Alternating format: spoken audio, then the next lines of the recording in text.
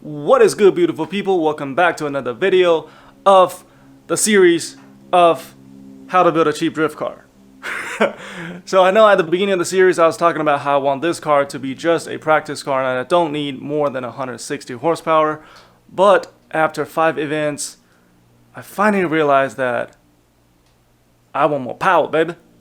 But since I don't want to spend $4,000 at once on an S52 and I don't want to swap my 1JZ, it's actually right over there, into this car, I have to come up with something to somehow maximize this 2.5 non-vanos M50.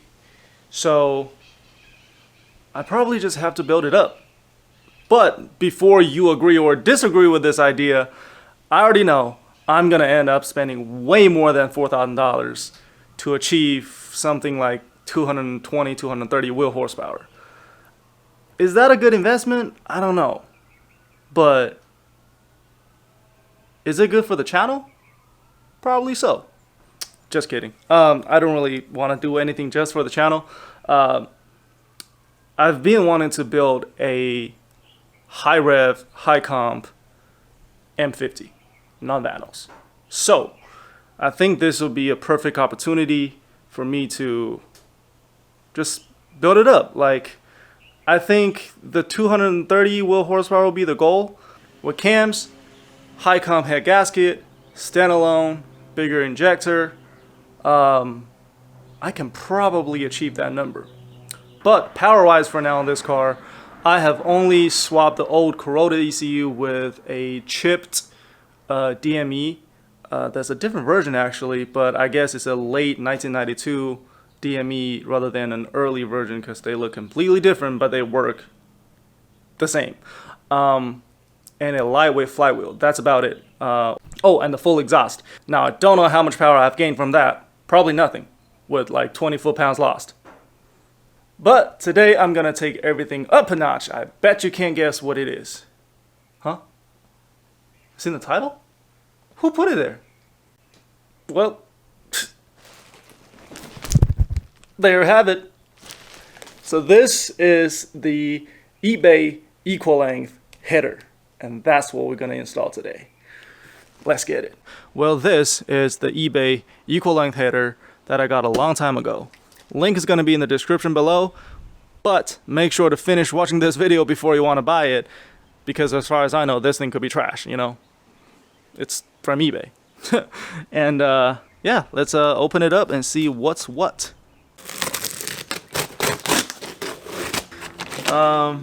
These are the gaskets.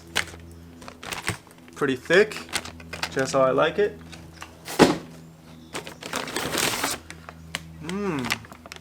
Nice. The weld is not bad. Let's check the flange. This flange is definitely heterosexual. Pretty damn straight, I'd say. I know, I'm funny. Sometimes. Alright, take a look. So they actually spend extra time to grind the excessive material inside of this exhaust header. That's pretty neat. This is pretty nicely made. For $100-something, I don't even know how much I spent, but for the little amount of money I spent, I would say this is worth it. So to remove the header, you need an 11mm socket to remove the nuts or whatever comes off with it, most likely the stud. And even if you don't have any nuts or studs seized into the head, it's still gonna take you like 2 years, trust me. Spare a whole day for it. Man, this is the moment I wish I have an electric ratchet. It's taking forever. Ah.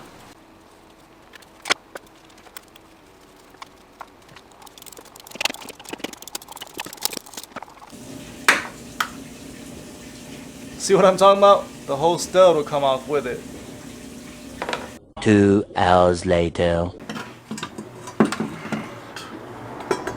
Alright. Yep, this is the old header. Rusty, heavy, and unequal length. 6 hours later. Alright, and this is the second half of the header. I think this one weighs as much as the the entire new header. So right now I'm tightening up the O2 bone plugs. Sometimes they can loose, like in my case, so it's always good to double check. Now the entire installation process took me about 3 hours, give or take, but honestly it felt like forever because the new headers really didn't give me much room to use a socket to tighten up the nuts. But I am very glad that I have a swivel head 11mm ratcheting wrench. Otherwise, sheesh, I don't even want to think about it. Other than that, the only other difficult part I would say would be physically fitting the first header for the cylinder 1, 2, and 3. You'll either have to either bend or remove this piece of shield on the motor mount bracket in order to slide the header onto the studs. Also, for OBD2 guys, I heard that the O2 sensor could be a very tight fit, so just be mindful with that. The headers are finally in. I'm about to fire it up right now, and we shall hear how it sounds. I doubt there's going to be a huge difference. Plus, it's like almost 9 p.m. right now. I can't really rev it. But I think if there is a difference, we probably can tell right away. And just wait for the video after the next video, because the next video is going to be pretty special. I'm going to have a huge announcement. And yeah, I'm going to take this car to the track in 6 days, and we shall hear how it sounds actually on the track by that time. But right now, let me start it and wake up all of my neighbors.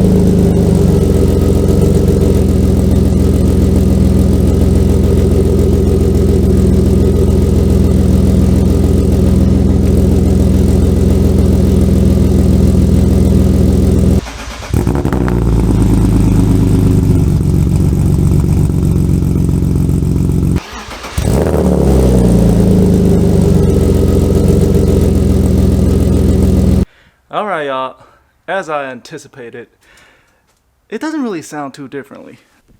Well, except that it does. After comparing two clips back to back for a couple of times, I realized that the equal length headers actually got rid of the typical straight six rumble.